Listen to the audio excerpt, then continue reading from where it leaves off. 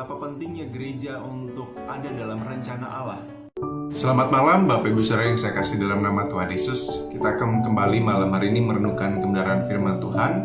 Dan malam hari ini kita akan merenungkannya didasarkan dari Titus pasal yang pertama ayat yang kelima.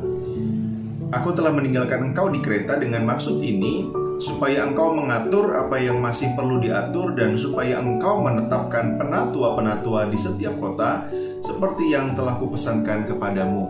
Mari kita berdoa. Bapa Surgawi, kami bersyukur karena malam hari ini kembali kami akan merenungkan firman Tuhan sebelum kami beristirahat. Dan biar Tuhan menolong kami sehingga kebenaran firman-Mu mengajar kami untuk kami memperbaiki, mengatur segala sesuatu yang Tuhan percayakan, yaitu gereja Tuhan. Oleh karena itu Tuhan, berkati kami malam ini. Dalam nama Kristus Yesus kami berdoa. Amin. Di dalam pasal pertama, ayat yang pertama, kita bisa mengingat bahwa tujuan Paulus menulis surat kepada Titus adalah untuk memelihara iman dalam pengetahuan akan kebenaran. Dan untuk mencapai tujuan tersebut, Paulus menulis langkah-langkah kepada Titus, dan salah satu atau yang pertama yang harus dilakukan Titus adalah mengatur hal-hal yang perlu diperbaiki dalam gereja Tuhan. Kalau kita melihat ada perbedaan dari beberapa terjemahan, misalnya saja King James Version menyebut kata diatur ini adalah sebagai yang dibutuhkan oleh gereja. Arti di dalam salah satu kamus Yunani berkata tentang hal ini adalah gagal atau kurang bermutu untuk dikerjakan. Teolog William Barclay juga berkata tentang bagian ini, istilah tersebut adalah bermakna kelemahan di dalam organisasi. Berbagai terjemahan dan penafsiran ini menyatakan satu hal, yaitu gereja sedang memiliki kebutuhan. Titus mengatur apa yang perlu diatur, yaitu menetapkan para penatua-penatua. Barclay menetapkan bahwa kata penatua sama dengan para tua-tua.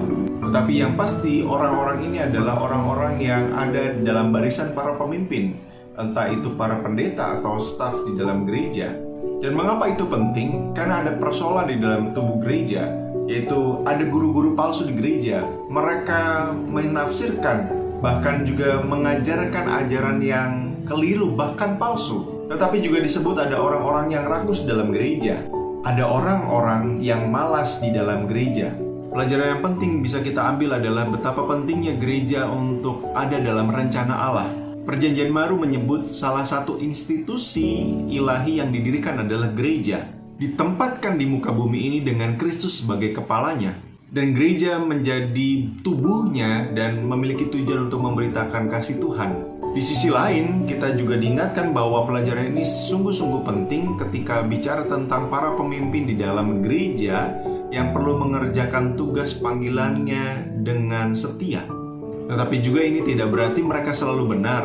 Mereka, para penatua, para pendeta, atau pemimpin-pemimpin lainnya memiliki kebutuhan untuk didukung, dituntun, dan diberi penghiburan kasih oleh para anggotanya. Karena untuk mengerjakan tugas panggilan kita bersama, gereja perlu saling mendukung satu dengan yang lain. Di dalam kerjasama yang sudah dibangun dalam ikatan kasih sebagai tubuh Kristus. Sekali lagi, gereja adalah institusi yang dibangun secara ilahi oleh Allah itu sendiri. Tetapi kadang gereja mengalami masalah. Dan Tuhan di dalam konteks Titus mampu mengatur kembali gerejanya melalui umat yang ada di dalamnya. Amin, kita berdoa. Kami percaya dan bersyukur kenapa kami ditempatkan di sebuah gereja lokal, yaitu disatukan oleh Kristus dan kasih-Mu yang besar. Tentu kami menghadapi persoalan pergumulan di tengah-tengah keberadaan kami sebagai gereja Tuhan di muka bumi ini.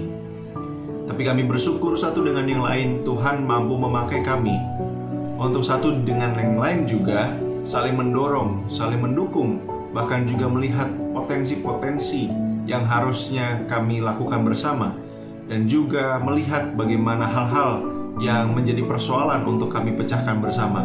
Karena ya Tuhan, kami rindu berdoa bagi pemimpin-pemimpin kami di gereja.